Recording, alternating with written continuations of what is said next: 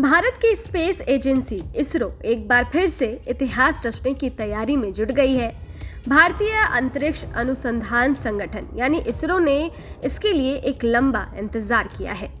Chandrayaan mission Bharat के लिए कई मायनों में अहमियत रखता है। इसरो ने ऐलान कर बता दिया है कि 14 जुलाई को दोपहर करीब 2:35 पर इसे लॉन्च कर दिया जाएगा।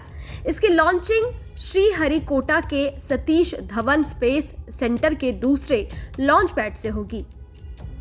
एजेंसी ने 12 से 19 जुलाई के बीच का समय लॉन्चिंग के लिए तय किया था, जिसके बाद कई चीजों को ध्यान में रखने के बाद 14 जुलाई को इसे लॉन्च करने का आधिकारिक ऐलान कर दिया गया है।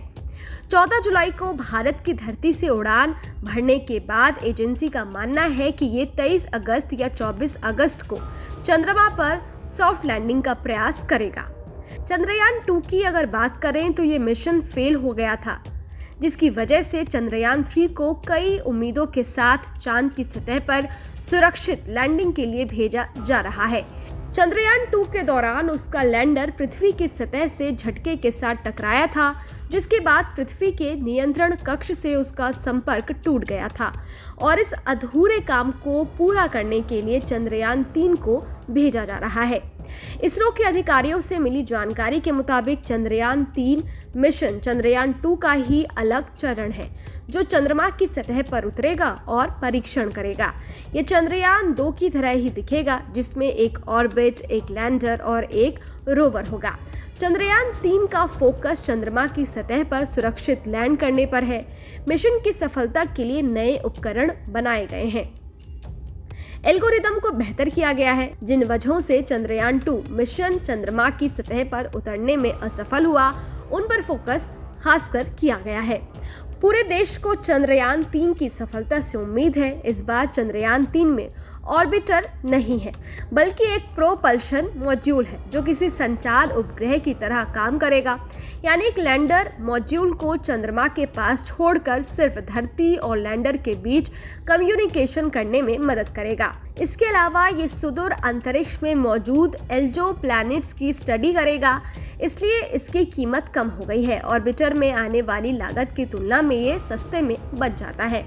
अगर बात की जाए इस मिशन में आने वाली कुल लागत की, यानी इस मिशन में कितना खर्च आएगा, तो इसरो की तरफ से अनुमान जताया गया था कि इस मिशन में कुल 600 करोड़ रुपए का खर्च आ सकता है, लेकिन इसकी लॉन्चिंग तक कुल 615 करोड़ रुपए के खर्च हो जाने का अनुमान है।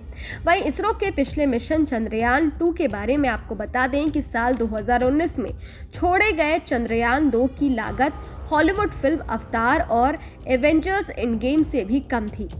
विक्रम लैंडर की हार्ड लैंडिंग और उससे मिली विफलता के बावजूद इसरो चांद की सतह तक पहुंच गया था। चंद्रयान 2 के पूरे मिशन की लागत 978 करोड़ रुपए थी, जिसमें 603 करोड़ मिशन की लागत थी। 375 करोड़ रुपए लॉन्च की लागत यानी रॉकेट को विकसित करने की। एवेंजर एंडगेम 2443 करोड़ रुपए में बनी थी, जबकि अवतार 3282 करोड़ में।